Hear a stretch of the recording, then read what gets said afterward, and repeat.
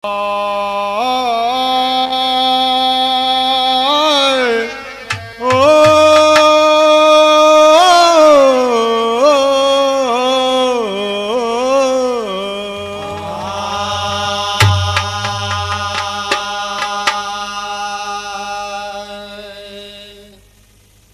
मुदित हो गया देख अनुपम छटा, रैन के बहन सुन चांदनी हंस पड़ी।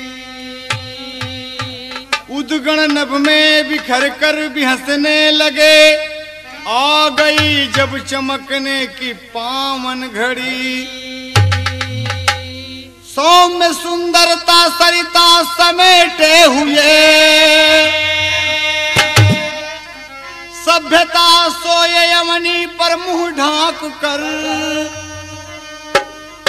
सभ्यता खोजो सुंदरता पर ना मरो, देखिए निज निकेतन स्वयं झांक कर।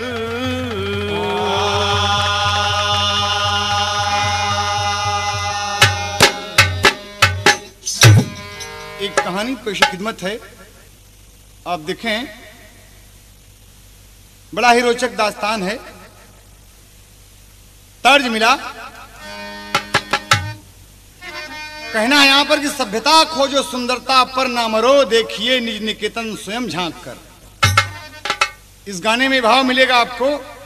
तर्ज है, मेरे शंकर के डमरू से हो डमक डम डम निकलता है, हो डमक डम डम निकलता है, डमक डम डम निकलता है, डमक डम डम निकलता है, डमक डम डम निकलता है। मेरे शंकर के डमरू से डमक डम डम निकलता है, डमक डम डम निकलता है, डमक डम डम निकलता है, डमक डम डम निकलता है, डमक डम डम निकलता है, डमक डम डम निकलता है, डमक डम डम निकलता है। मेरे शंकर के डमरू से हो डमक डम डम निकलता है, डमक डम डम निकलता है, डमक डम डम निकलता है, डमक डम डम निकलता है। ये तो ओरिजिनल भाव रहा, लेकिन यहाँ कहना है, दो भाव मिलेंगे आपको। हुस्न पर मरने वाला, हुस्न पर मरने वाला इश्क में काबिल नहीं होगा, हो अरे काबिल नहीं होगा, अरे काबिल नहीं होगा, अरे काबिल नहीं होगा, अरे काबिल नहीं होगा। मरने वाला इश्क में काबिल नहीं होगा, अरे काबिल नहीं होगा, अरे काबिल नहीं होगा, अरे काबिल नहीं होगा। तो हुस्न पे मरने वाला इश्क में काबिल नहीं होगा, इश्क में काबिल नहीं होगा। अरे न डूबो रूप के, न डूबो रूप के सागर में कुछ हासिल नहीं होगा, हो अरे हासिल नहीं होगा, अरे हासिल नहीं होगा, अरे हासिल नहीं होगा, अरे हासिल नहीं होगा। न डूबो रूप के सागर में कुछ हासिल नहीं होगा, अरे हासिल नहीं होगा, अरे हासिल नहीं होगा। कहना है यहाँ पर, सभ्यता और सुंदरता की यह कहानी है, सभ्यता और सुंदरता की यह कहानी है। दोनों उरूज पे हैं, दोनों की जवानी है। बिहार सूबे में दरभंगा जिला आला है, यहीं ब्राह्मण का एक परिवार अति निराला है। घर में माता पिता भाई बहन खुशहाल रहें, खेती बाड़ी से पिता सबका पेट पाल रहें। बेटे ने पढ़ लिख कर जब हाई स्कूल पास किया, बेटे ने पढ़कर हाई स्कूल पास किया, बेटे ने पढ़कर हाई स्कूल पास किया। घर के प्राणी सभी तब नौकरी की आस किया, तंग सरकार हो गई उचक्कों चोरों से, पुलिस में भर्ती शुरू हो गई थी जोरों से, वांट निकली तो फार्म भर दिया और आस किया, वांट निकली तो फार्म भर दिया और आस किया, वांट निकली तो फार्म भर दिया और आस किया। बड़ी मेहनत मशक्कत से इंटरव्यू पास किया, सुडौल जिस्म का बेटा गरीब अच्छा है, पुलिस में हो गया भर्ती नसीब अच्छा है, पुलिस में हो गया भर्ती नसीब अच्छा है, पुलिस में हो गया भर्ती नसीब अच्छा है। ये ब्राह्मण का परिवार है दरभंगा में। मिश्रा जी का लड़का पढ़ लिख कर पुलिस में भर्ती हुआ, बड़ी मशक्कत के बाद। तो यहाँ कहना हुआ कवि का, पोस्ट पहले हो गई है मुकामा थाना, लेकर राइफल खड़ा पहरे पे देखो मस्ताना, लेकर राइफल खड़ा पहरे पे देखो मस्ताना, लेकर राइफल खड़ा पहरे पे देखो मस्ताना, लेकर राइफल खड़ा पहरे पे देखो मस्ताना। अच्छा खासा नौजवान मिश्रा जी का बेटा पुलिस में भर्ती हो गया और पहली पोस्टिंग थाना मुकामा में हुई उसकी। पहरे पर खड़ा है, 6 महीने का दिन गुजर गया, लगातार मुतवातिर मेहनत लगन से अपनी ड्यूटी बजा रहा। ख्याल आया कि क्यों ना छुट्टी लेकर घर चला जाऊं। साहब से हुक्म लिया, आदेश हो गया कि जाओ बेटे, कोई बात नहीं है। सिपाही साहब वर्दी पहने, अटैची उठा लिए और चल दिए। जब गांव में पहुंचते हैं, लोग देखते हैं कि सिपाही आ रहा, तो कुछ बच्चे डर से, लोग डर से कुछ बोलते नहीं, लेकिन मिश्रा जी का स्वयं गांव था, हंस रहे हैं। और अपने दरवाजे पर जब पहुंचते हैं तो कहना है कि पिताजी के पास जब पहुंचे तो प्रणाम किया। जब तो कहा, अरे साहब आप? कहा ना ना ना ना, अरे बाबूजी, अरे निगाह उठा कर देखा तो पहने वो पुलिस की वर्दी, पहने वो पुलिस की वर्दी, पहने वो पुलिस की वर्दी। जब अपने द्वार पे आया, जब अपने द्वार पे आया, जब अपने द्वार पे आया, सर्वप्रथम वो पिता से चरणों में शीश झुकाया, कोई अपने पूज्य पिता के चरणों में शीश झुकाया, कोई अपने पूज्य पिता के चरणों में शीश झुकाया। एकाएक पुलिस को देखे, एकाएक पुलिस को देखे, एकाएक पुलिस को देखे, घबरा के पिताजी बोले, घबरा के पिताजी बोले, घबरा के पिताजी बोले, कैसे साहब आए हो कांपते हुए मुंह खोले, कैसे साहब आए हो कांपते हुए मुंह खोले, कैसे साहब आए हो कांपते हुए मुंह खोले। बाबूजी अभी आपको यकीन नहीं हो रहा, हम आपका बेटा है बाबूजी।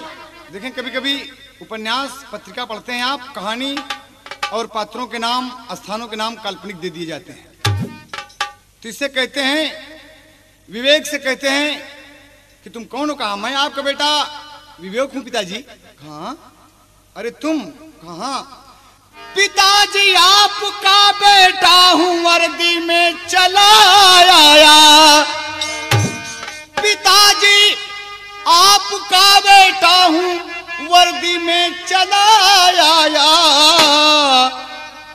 नियत जिसकी नहीं अच्छी तो कुछ हासिल नहीं होगा, हो हासिल नहीं होगा, अरे हासिल नहीं होगा, अरे हासिल नहीं होगा, अरे हासिल नहीं होगा। नियत जिसकी नहीं अच्छी तो कुछ हासिल नहीं होगा, अरे हासिल नहीं होगा, अरे हासिल नहीं होगा। बाबूजी आपकी इच्छा थी ना कि मेरा बेटा पढ़ लिख कर फोर्स में नौकरी करे, तो आपका आशीर्वाद रहा, भगवान का लाख लाख धन्यवाद है। पिताजी पुलिस में भर्ती हो रही थी, वांटिंगला हम भर दिए। और देखिए ना करिश्मा, हमन पुलिस हो गए। अरे दद्दा देखकर प्रसन्न हो गई कि बारे मुन्ना, अपनी औरत को बुलाए कि तोहार बेटवा आयल बा। एक दिन देखा ना, बहन आ गई, सब घर में आनंद छा गया। तो दद्दा देखा थे तेरे से ऊपर तक बेटवा के कि अरे बेटवा का शादी तो बचपन में हमन कर दिया, बाल विवाह कर दिया, गलती किया। अब हमार बेटवाई गौनावे लाए हो गए, एक एक गवन हम लिया दी, लगन मुहूर्त सधा के भेज दिए और 30 तारीख पक्की हो गई। मिश्रा जी सिपाही जी आज दूल्हा बनकर सज-धज के साथ गाजे बाजे के साथ बारात लेकर ससुराल पहुंचे। दुबरा के 4 भैल और बड़े प्रेम से जनवासा में पानी पिए। खाने का वक्त हुआ, जब खाने लगते हैं तो देश रीत है, माँ बहनें गाली गाती हैं और गाली सुनाती हैं। कैसे गाती हैं? क्या गाली गाती हैं? जुट के गोतिनियन गारी सुनावें, जुट के गोतिनियन गारी सुनावें, दुल्हा से करथी सवाल, बरतिया खाए जाय रे दुल्हा से करती सवाल, बरतिया खाए जा, भला दुल्हा से करती सवाल, बरतिया खाए जा, भला दुल्हा से करती सवाल, बरतिया खाए जा। बहुत अच्छे जगदीश, बहुत अच्छे बेटे। सवाल, बरतिया खाए जा। क्या मजाक करते हैं, क्या गाली देती हैं। अब बराती लोग लक्ष्मी नारायण को भोग लगाकर शुरू किए हैं। एहर काका थी, हमहन सुना तोहरी बहिनी उड़हरी गई, हमहन सुना तोहरी बहिनी उड़र गई, हमहन सुना तोरी बहिनी उड़री गई, लइके चमर मंगता रात की निकरी गई, लइके चमर मंगता रात की निकर गई, लइके चमर मंगता रात की निकर गई, बहिनी ची बिल्ली का खोजना भतरवा, लागल 16वां साल, बरतिया खाए जा। लागल 16वां साल, खाजा खाजा हो खाजा। भला लागल 16वां साल, बरतिया खाए जा, भला ये दत्तार तू खाजा। बरतिया खाए जा, लागल 16वां साल, बरतिया खाए जा।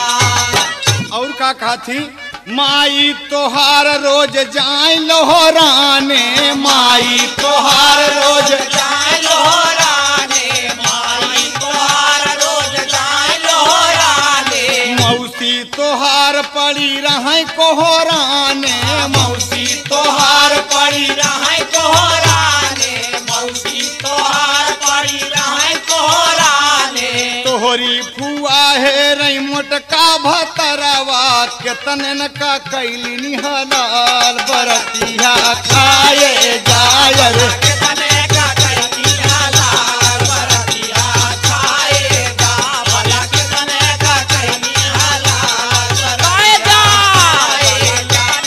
कितने का कैदी हलाल, बरतिया खाए जा, कितने का कैदी हलाल, बरतिया खाए जा। अगले बंद में का थी, अरे दुल्हे राजा लइके बरतिया में आया मेहरावा, लइके बरतिया में आया मेहरावा, लइके बरतिया में आया मेहरावा, छोड़ा कचौड़ी तनी देखा चेहरावा, छोड़ा कचौड़ी अरे छोड़ा छोड़ा बे, काका काका काका, छोड़ा कचौड़ी तनी देखा चेहरावा, बलहा लगे जैसे कौनो बिटनी, हाय राम गोरे गोरे गाल, बरतिया खाए जा। हाय राम गोरे गोरे गाल, बरतिया खाए जा, हाय राम गोरे गोरे गाल, बरतिया खाए जा, हाय राम गोरे गोरे गाल, बरतिया खाए जा, हाय राम गोरे गोरे गाल, खाए जा, खाला खाला खाए सब। सुबह हुई, बड़े प्रेम से विदाई हुई। दुल्हन ससुराल में आई। अगर सिपाही जी हाई स्कूल पास हैं तो दुल्हन बीए पास है। सभ्यता और शिक्षा ग्रहण करके अपने ससुराल में आई। लोग मुंह दिखाई किए। सुहाग रात का वक्त हुआ। दूल्हा दुल्हन से मिलने के लिए जब चित्सारी में जाता है, जैसे पहुंचा बड़े प्रेम से धर्मपत्नी उठकर पांव छुआ और इशारा किया कि पिया बैठे हैं। मिश्रा जी के जीव में आग भभकत है कि कब दुल्हन का मुंह देखी, कुछ आगे बातचीत करी, कभी को टेरी के भाव देना पड़ा। हाँ। अरे राम पलंग पे बारी धनिया हंसा, घूंघट पर खोला मुंह से बोला कोमल बनिया, पलंग पे बारी धनिया हंसा। घूंघट पर खोला मुंह से बोला कोमल बनिया, पलंग पे बारी धनिया। ओ घूंघट पर खोला मुंह से बोला कोमल बनिया, पलंग पे बारी धनिया। तर्ज लगत है, नहीं मानत तो दुल्हा सिपाही चंचल है। अरे अच्छा खासा नौजवान, फोर्स का आदमी, तंदुरुस्त चुस्त जवान। और क्या कहता है, तर्ज है फिल्म गंवार से। हमसे तो अच्छी तेरी पायल गोरी, कि बार बार तेरा बदन चूमे, बार बार तेरा बदन चूमे, वो बार बार तेरा बदन चूमे। ओरिजिनल भाव रहा, लेकिन दुल्हा का कहा था, तोहरे बिना जियरा घायल गोरी, गवनमा में धरती गगन झूमे, गवनमा में धरती गगन झूमे, गवनमा में धरती गगन झूमे। हाँ खुशियों की शहनाई बजने लगी, खुशियों की शहनाई बजने लगी, उमंगों से सारा भवन झूमे, उमंगों से सारा भवन झूमे, उमंगों से सारा भवन झूमे। तोहरे बिना जियरा घायल गोरी, तोहरे बिना जियरा घायल गोरी, उमंगों से सारा भवन झूमे, उमंगों से सारा भवन झूमे। दिखला दे गोरी चांद सा मुखड़ा, कुछ तो सुनो मेरे मन का दुखड़ा, कैसे सहूं क्या मैं कहूं, दिल हुआ दीवाना, आज मेरी बाहों में ले नजराना। यह शुभ घड़ी यह मुहूर्त लगन, अरे देख देख हमरा के मन झूमे, देख देख हमरा के मन झूमे, देख देख हमरा के मन झूमे। तोहरे बिना जियरा घायल गोरी, तोहरे बिना जियरा घायल गोरी, गवनमा में धरती गगन झूमे, गवनमा में धरती गगन झूमे। लेकिन देखें आप, यहाँ कहना है, क्या कहना है, दुल्हन घूंघट नहीं खोलती। कहा पिया ये आपका काम है। तो उड़ान में होत है, स्वयं सिपाही घूंघट उल्टा कामा दुर्मत वाला, सपना बिखर गया एक पल में, अरे धधक उठी है ज्वाला राम, पलंग पे बारी दनिया हंसा, अरे काला चेहरा देख जर गईली बदनिया, पलंग पे बारी धनिया हंसा। काला चेहरा देखा जल गई बदनिया, पलंग पे बारी धनिया।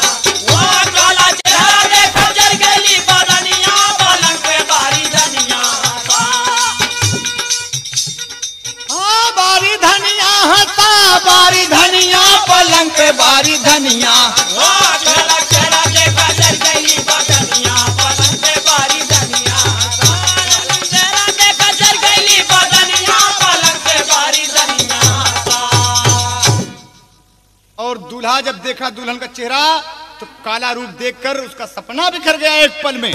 उतार लिया ललका बूट, देह जूता देह जूता देह जूता, पीट के ठीक कर दिया।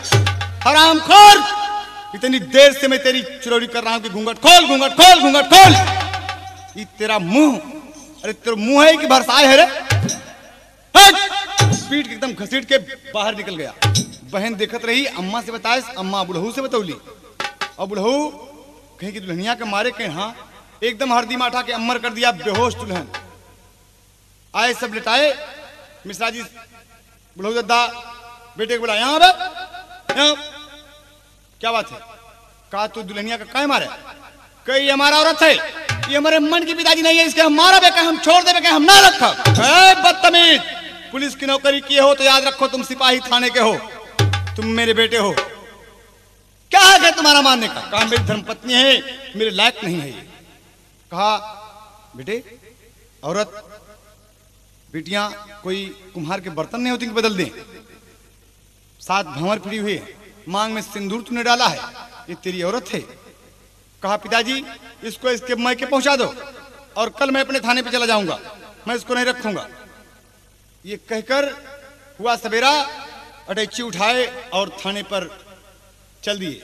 और हर दुल्हन हरदी माठा के अम्मर डॉक्टर लोग लगे, तमाम लोग बड़ा अफसोस करत थी, इतनी पढ़ी लिखी सब लड़की, लेकिन सांवलापन होने के कारण बेचारी बड़ी मार पड़ी, रो रही है अपने सासू जी के कोहरा में लिपट के कि अम्मा हमकी बड़ी मार पड़ी, अम्मा का कसूर है मार। कहा बेटी रो नहीं, ईश्वर चाहेंगे सब ठीक हो जाएगा बेटी, भगवान पे भरोसा रखो, रखो बेटी।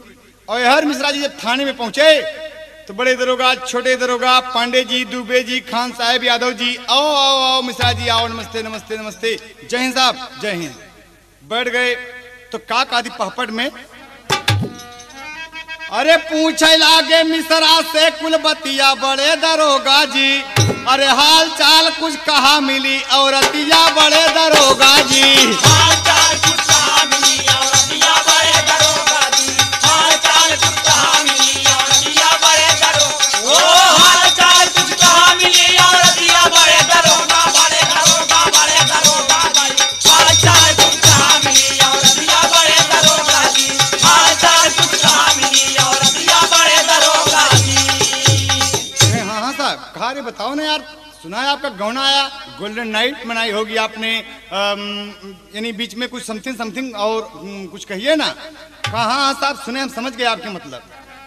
कहा सिपाही जी दुल्हन हमारी जन्नत की हो, अरे चांद समान यही मुखड़ा चेहरे पे बरसे नूर हो।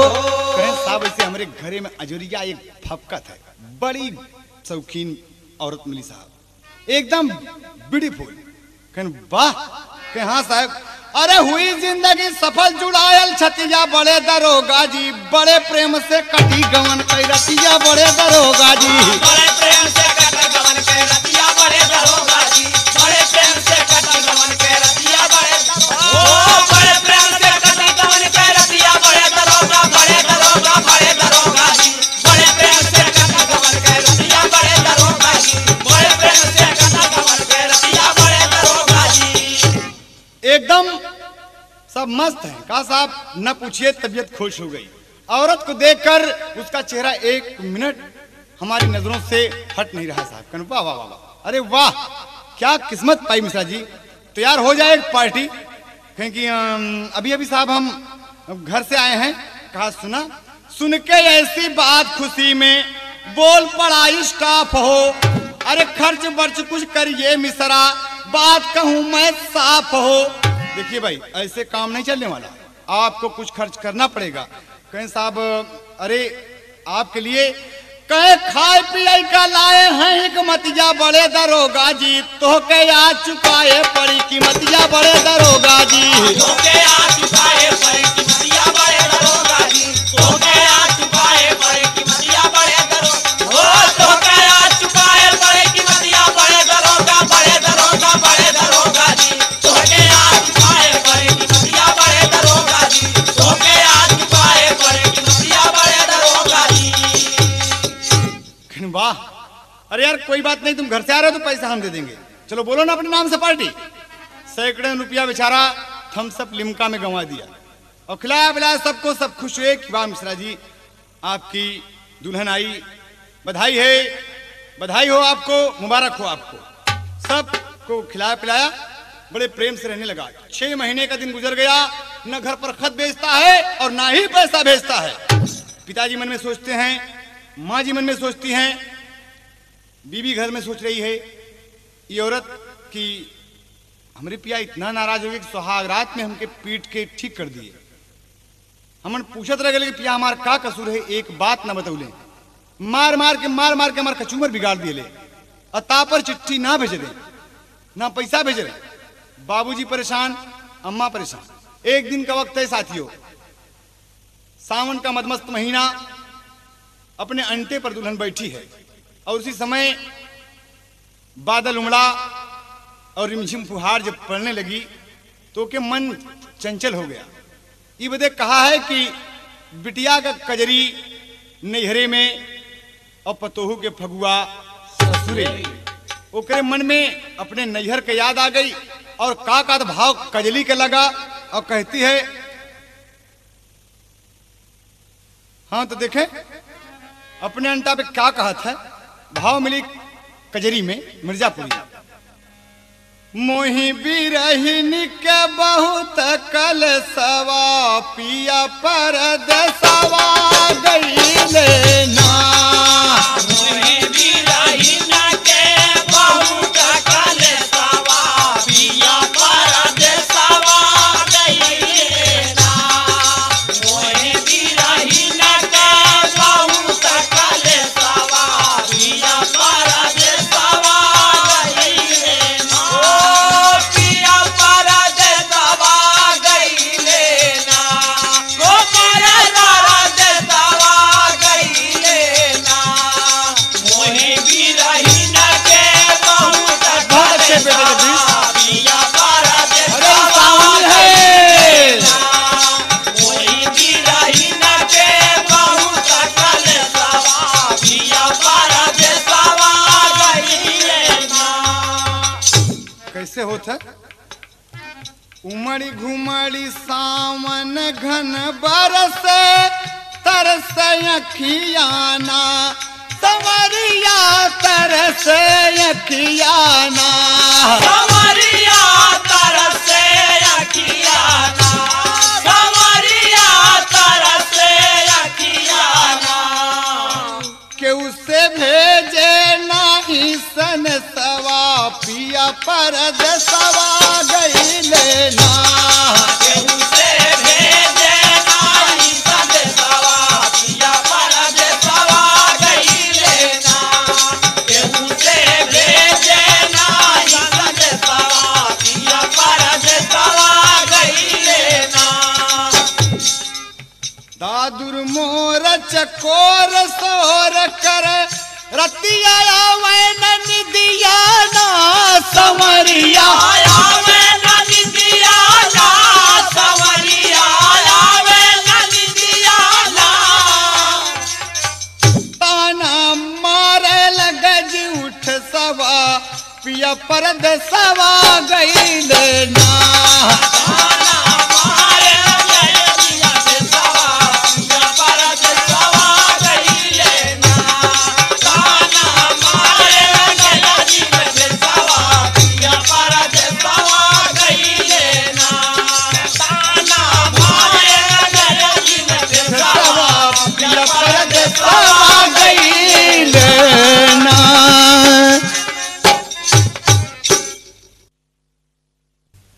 हाँ देखें, बाबा बहू की व्यथा देखकर, ओके वियोग देखकर उनसे ना रहा गया और अपनी बुढ़िया का बुलाए, कहा दुल्हनिया का हमारे पास ले आओ। लिवाए, कहा कि बाबा काहे बुलाया, कोनो खता हो गई? कहे ना ना ना ना बेटी। कहा क्या बात है बाबा? बाबा कहते हैं, देख बहू की व्यथा ससुर जी मन में करें विचार। बुढ़िया सासु के आगे तब भाई कहाँ लगे फटकार हो, पलंग पे बारी धनिया हंसा। वहीं पे जाओ जहाँ बद गए तो दुल्हनिया, पलंग पे बारी धनिया हंसा। वहीं पे जाओ जहाँ बद गए दुल्हनिया, पलंग पे बारी धनिया। वहीं पे जाओ जहाँ बद गए तो दुल्हनिया, पलंग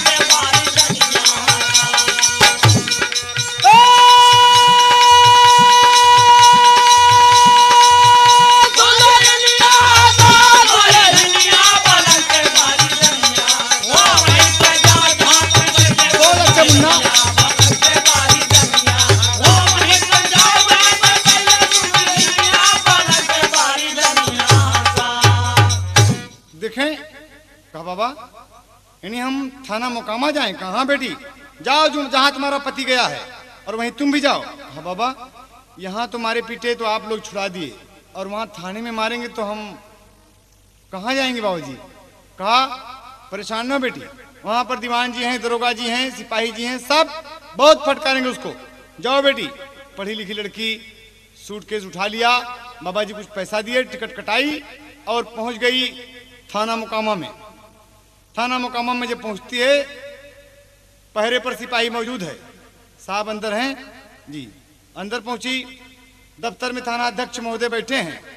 लड़की पहुंची, कहती है good morning sir. Good morning, may I come in sir? Yes come in, sit down on this chair. Thank you sir. कहा कहाँ से आई हो, कौन हो? कहा जी मैं आई हूं आप ही के पास। कहा क्या बात है, बोलो ना। कहा मैं फला फला सिपाही की दुल्हन हूं। कहा दरोगा जी हक्का बक्का हो गए कि मिश्रा जी तो कहे कि दुल्हनिया हमारा जुरिया इस घर में भपकत है, जन्नत के हूर है, और ये कलूटी एकदम कहा था कि हम उनके दुल्हन है। कहें सच बोल रही हैं आप? कहें हाँ साहब सच बोल रहे हैं। कहा वो मेरे, कहा हाँ हल्के में एक डकैती पड़ी हुई है, तफ्तीश में गए हुए हैं, आते होंगे। और इतने में मिश्रा जी एवन साइकिल पर डबल बीड़ा पान खाए चले आ रहे हैं कि बलमा हमार मोटर कार लेके आयो रे, कार लेके आयो। दरोगा जी देखे कहे ये देखिए आपके वो आ गए। अरे मिश्रा जी साइकिल जैसे खड़ी किए, पहुंच के दुल्हन पांव छुआ और देखा तो मिश्रा जी चकित रह गए और क्या कहते हैं, अरे पीछे पड़ी, अरे राम पीछे पड़ी हो कलूटी हमारे पीछे पड़ी। कलूटी हमारे पीछे पड़ी, कलूटी हमारे पीछे पड़ी, ओ पीछे पड़ी, राम पीछे पड़ी, हो राम पीछे पड़ी, कलूटी हमारे पीछे पड़ी, कलूटी हमारे पीछे पड़ी। मिसरा सिपाही का बंद हो गई बोलिया, मिसरा सिपाही के अरे पोल खुल गई, आके कलूटी कुल खोल दिए पोलिया।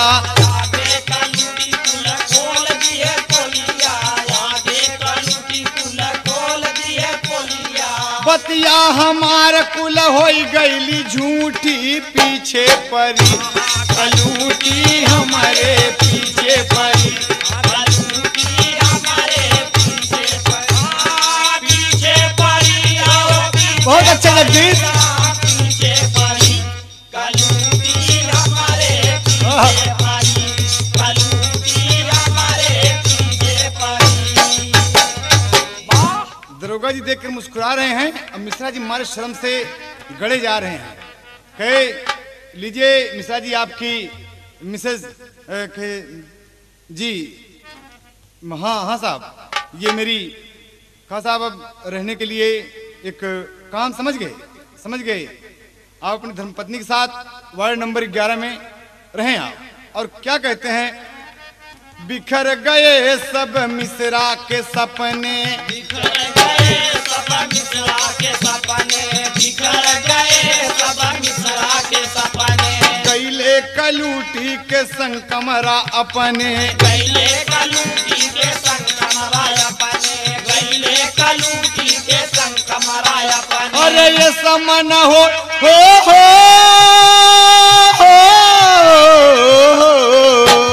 अरे ये समन हो तो है भीतर मकूटी पीछे परी, कलूटी हमारे पीछे पड़ी, कलूटी हमारे पीछे पड़ी, पीछे पड़ी, हो पीछे पड़ी, पीछे पड़ी, कलूटी हमारे पीछे। अरे जिया बेटवा जगदीश बहादुर। हमारे पीछे पड़ी।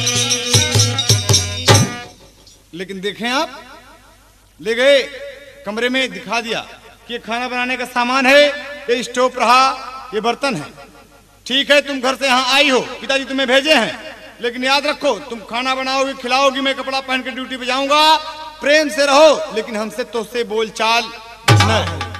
तो दुल्हनिया सोचत है कि बताओ ऐसा भी मनसेधु है कि बोल चाल न रहे, एक ही जगह रात में परानी। और कहा कि ठीक है जैसी आपकी मर्जी है, बस रोजाना का ये चक्कर है। मिश्रा जी आए, खाना बना है, खा के चले गए, कोई बातचीत दोनों में होती नहीं। दुल्हन बड़ी परेशान है।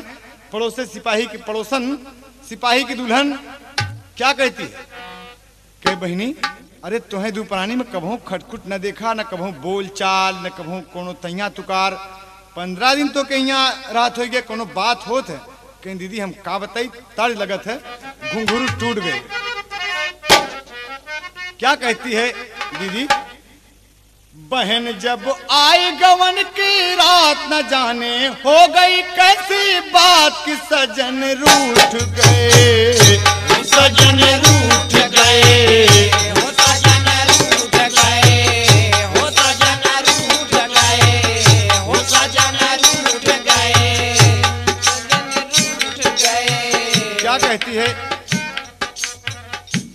जैसे कोई लुटेरा लूट गया, मेरा सारा सपना टूट गया, मेरा सारा सपना टूट गया, मेरा सारा सपना टूट गया। मेरा घूंघट पट खुद खोले हैं, गुस्से में पिया ना बोले हैं, गुस्से में पिया ना बोले हैं, गुस्से में पिया ना बोले हैं। मैं पीड़ा से चिघार पड़ी जब मेरे बदन पे मार पड़ी, जब मेरे बदन पे मार पड़ी, जब मेरे बदन पे मार पड़ी। मैंने कहा मेरे सरताज बता दीजिए मुझको कुछ राज की सजन रूठ गए, सजन रूठ गए, हो सजन रूठ गए, हो सजन रूठ गए। दीदी मुझे कुछ नहीं बताते हैं, मैं क्या बताऊं। देखिए बता रही है तो पड़ोसन कहती है कि सुन,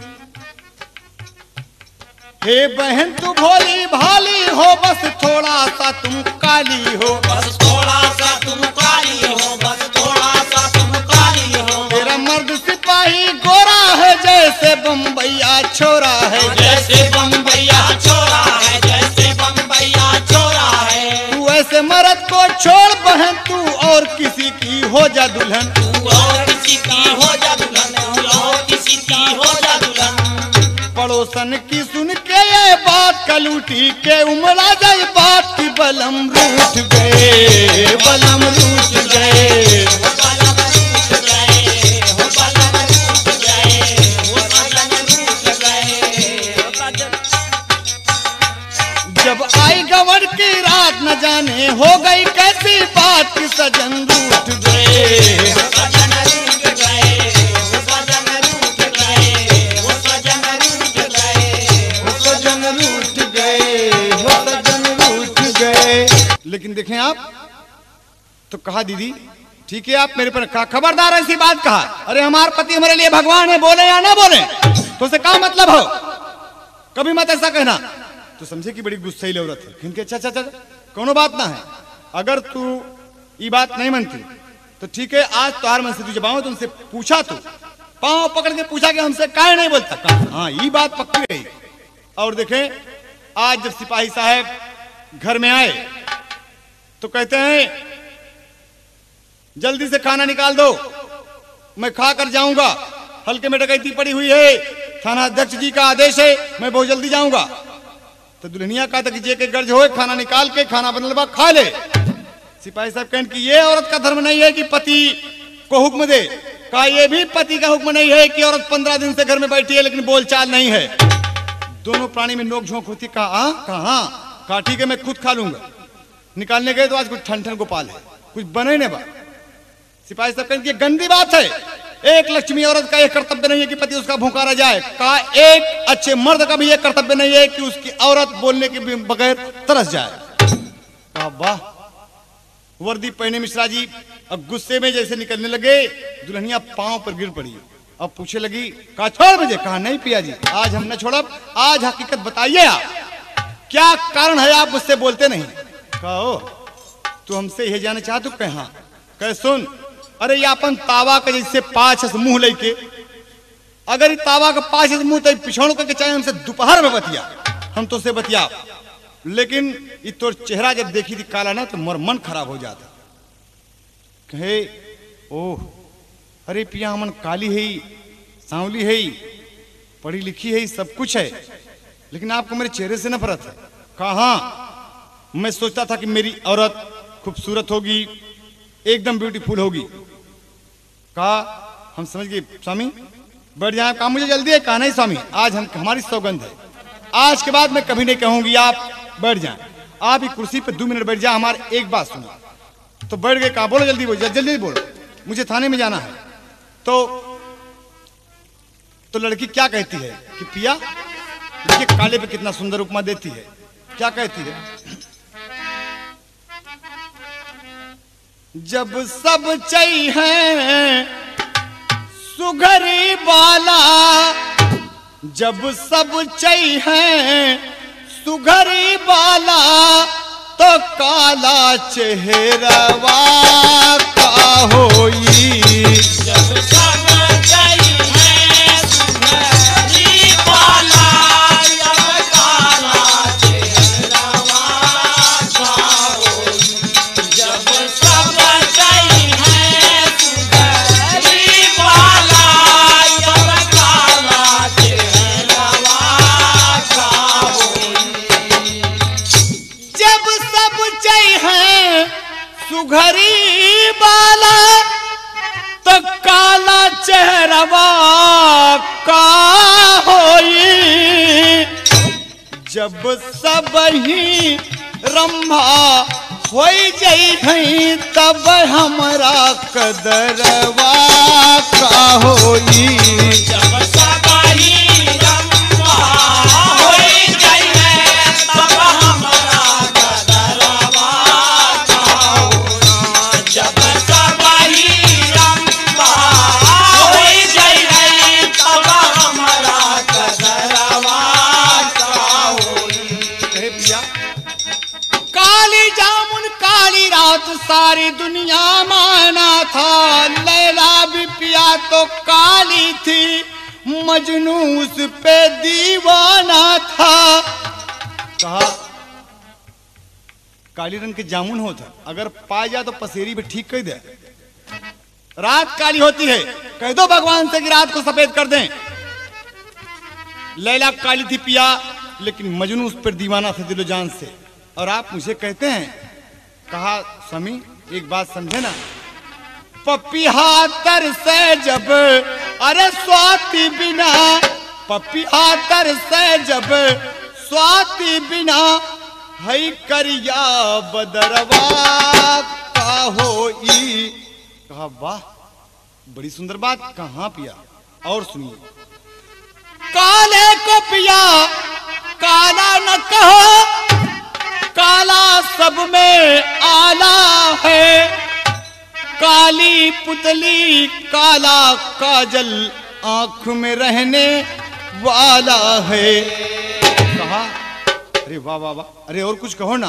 कहे हाँ पिया, अरे खेते में जो बर्रा और छीट उठा, गेहूं के बिसरवा का होई।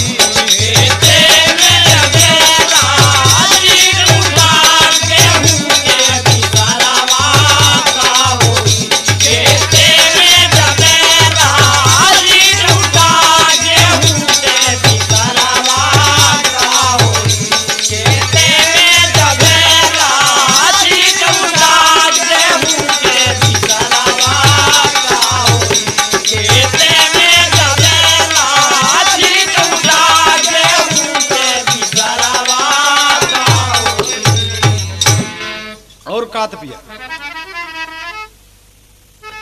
कहा पिया सुनो, काले रंग के नफरत क्यों है, काले रंग के घनश्याम ही है। अरे काली कमली है मोहम्मद की, जो उम्मत के अपने गुलाम ही हैं। भगवान कन्हैया काले हैं, मोहम्मद साहब की काली कमली है, लेकिन सभी मुसलमान इबादत करते हैं। हाँ और सुनो पिया, अगर आपको काले से नफरत है, मेरे चेहरे से नफरत है, कालेपन से नफरत है, तो सुनो। काले रंग का तेरा बाल पिया, जिसमें तेल लगाते खूब और काले रंग की पिया तेरी साइकिल, काला उसका टायर। का दे दे, आप अपन बाल बनवा दो, खबरदार अगर काला बाल सर के ऊपर रखे तो। और तमाम कंपनी में हुक्म दे दिया कि आज से साइकिल सब सफेद बनी है। कहा अरे वाह, इतनी बड़ी बात, कितनी ज्ञानी है। कहें हाँ पिया। कहें सुना, खाया धई कटहरे का कोवा, कटहर के कोवा, अरे खा गईला हई मोटका मुसरवा का होई। कटहर का कोवा खा गईला हई मोटका मुसरवा का होई। कटहर का कोवा खा गईला हई मोटका मुसरवा का होई। कटहर का कोवा खा गईला हई मोटका मुसरवा का होई। लेकिन बाबूजी वो कहा कि वाह वाह, अरे हमन तो सब पसंद नहीं रहे, मांग जान कुछ मांगा तो बोल क्या चाहिए। कहीं पिया अरे बस हमसे प्रेम से बोला, और क्या चाहिए। कहीं बोल बोल बोल। दूल्हा खुशी के मारा कहा था उड़ान में, हम तो से खुशी यही कुछ मांगा है दिल जानी। अरे दुल्हन बोली बड़े प्रेम से रहबे दोनों परानी, हम ता जानी हमसे मंगबी सोना चनिया बलम से भारी। ओ हम तो जानी हमसे मंगबी सोना चनिया बलम से भारी बनिया। ओ हम तो जानी हमसे मंगबी सोना चनिया बलम से भारी बनिया। देखें आप, बस कहे ठीक है, हम तो जानी कोनो कहना मांगे। कहे नहीं पिया, एक औरत अगर अपने पति की सेवा करती है सब कुछ है। कहे ठीक है, अच्छा एक काम कर, मेरा मन है जो कपड़ा गौने में पहने रहे हुए पहन तो आप। कहना वह कपड़ा पहने रहे तो हमका तू 20 जूता हमारा, हम कपड़ा ना पहने। कहे तो आरमाज तू पहना है, और दुल्हनिया सज गई तो कहीं चल तो के आज हम सिनेमा दिखा लिए। और लिवा के जब चला, कहा कि कोई सवारी कर ली कि पैदल। कहीं पैदल ही चला पिया ना, अच्छा है, पैदल चलने में अच्छा लगा था। और चले कहने कोनो और गीत गाओ तो कहें हाँ पिया, गाने का मौका ही आपने नहीं दिया। अरे गाय भी तो एक से बढ़िया बढ़िया चीज है। कहीं बोला ना, कहें हमरे नैहरे के वोरिया उड़ेला बदरा, हमरे नैहरे के वोरिया मेरा बदरा हमारे नैहरे की ओरिया। मेरा बदरा हमारे नैहरे की ओरिया। मेरा बदरा जाई के बदरा बगीचा में बरसो, जाई के बदरा बगीचा में बरसो, माला गूंथेला मलिनिया भीगेला गजरा। माला गूंथेला मलिनिया भीगेला गजरा। माला गूंथेला मलिनिया भीगेला गजरा। हमारे नैहरे की ओरिया उड़ेला बदरा। हमारे नैहरे की ओरिया उड़ेला बदरा। लेकिन देखें चलते चलते रास्ते में एक पुल पड़ा, नीचे से गंगा जी बह रही हैं। कहा कि थोड़ा बैठ के यहाँ आराम कर ली, बड़ा अच्छा गाना गाओ। तो कहना हाँ, ऐसे बातचीत करता है और बातचीत कर रहा है, और उसके मन में पाप बस गया कि एक कलूटी हरामखोर हमारे पीछे पड़ गई है। और दिल में ये बात जब उसकी आई तो पापड़ में तज लगा था, अरे पुल पर से वो दिहल दुष्ट धकेली गंगा मैया में। अरे हरे राम हो गिर गई नार नवेली गंगा मैया में। हरे राम हो गिर गए नार नवेली गंगा मैया में। हरे राम हो गिर गए नार नवेली गंगा मैया में। पुल के पटरी पकड़ लिया और रोई रही है अबला हो, ले सिपाही ना जाने भाई कौन जन्म का बदला हो। अरे हाथ कुचल कर दिया जोर से ठेली गंगा मैया में, छूटल पिया का संगवा गिरी अकेली गंगा मैया में। पिया का संगवा गिरी अकेली मैया में। और छूटल पिया के साथ गिरी अकेली गंगा मैया में। छूटल पिया के साथ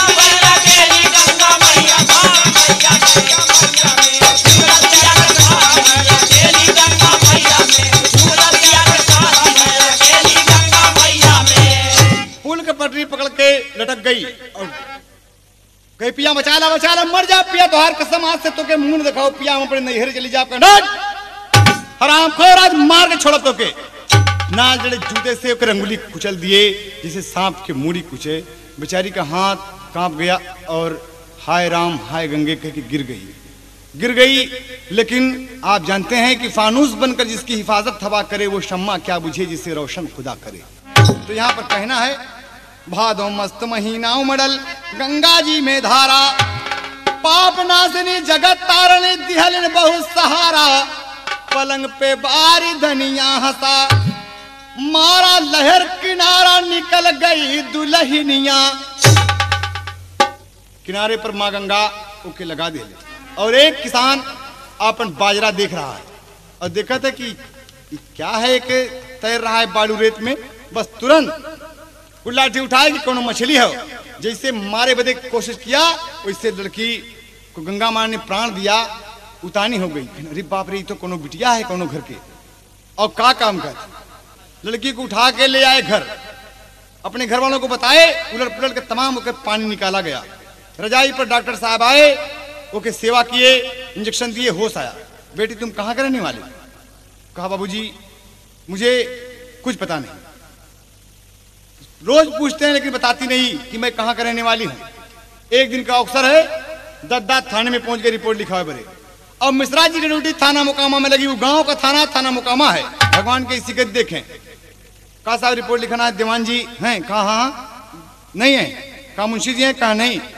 कहा तो हमें रिपोर्ट लिखाना था। कहन की क्या बात है बताओ ना। कहन साहब हमारे ये नदिया में से बात एक औरत आए, गौवा झरियाई हो और अब क्या बताई साहब, वो चेहरा से थोड़ा सांवली है, आज 8 दिन से हमारे घर में है और जिसे कौन गौने धोने के दुल्हन लाखा था, न जानी कौन सारों के मार के अंगुरिया कुचल दिए साहब।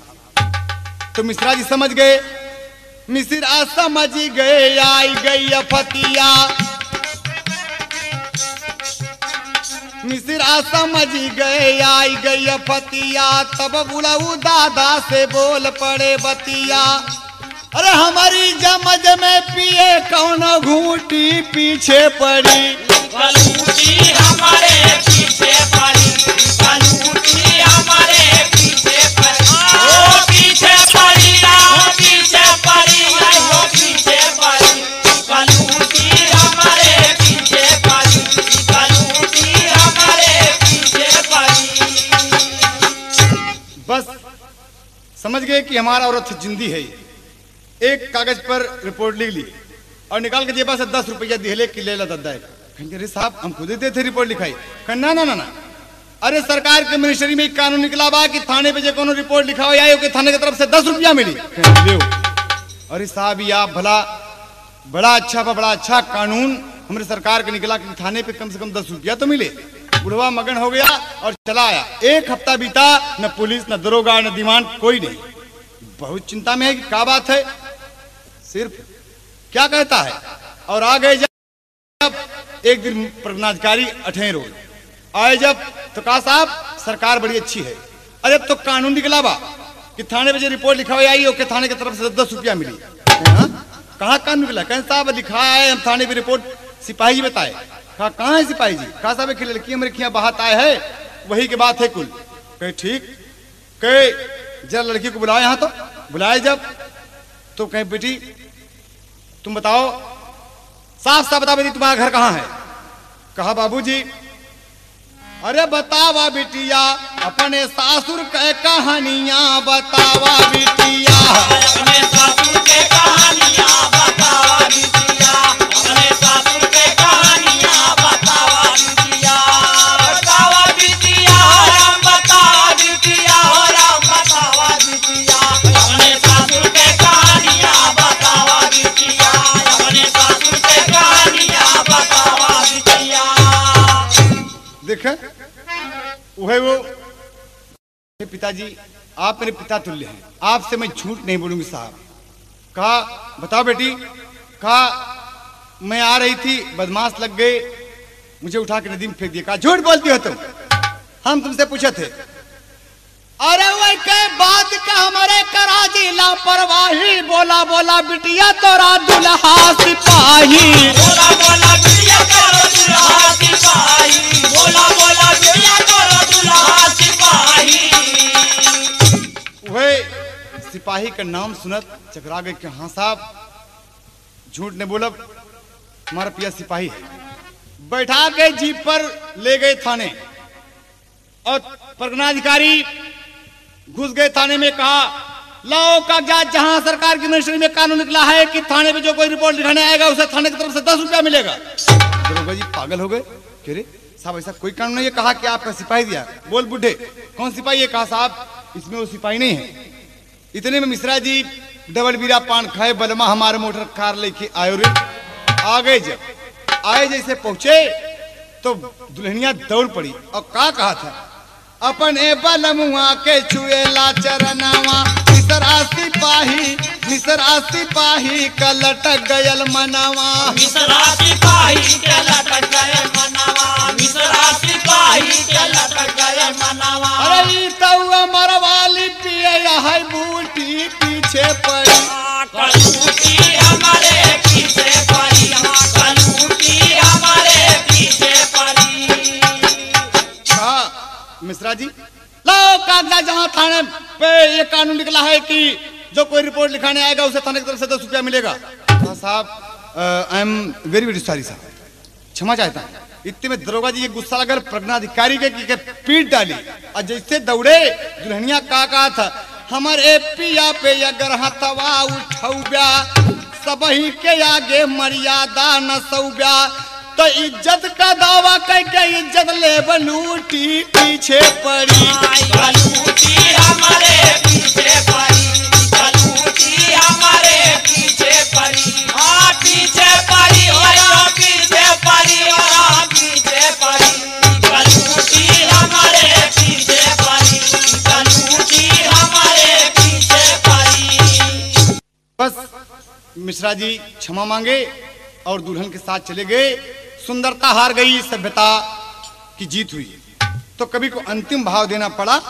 स्वामी गीतानंद कहें भुल्लुर भय स्वर्ग निवासी, याद राम आधार की अखिया, गुरु दरस बिन प्यासी हो, पलंग पे बारी धनिया हंसा।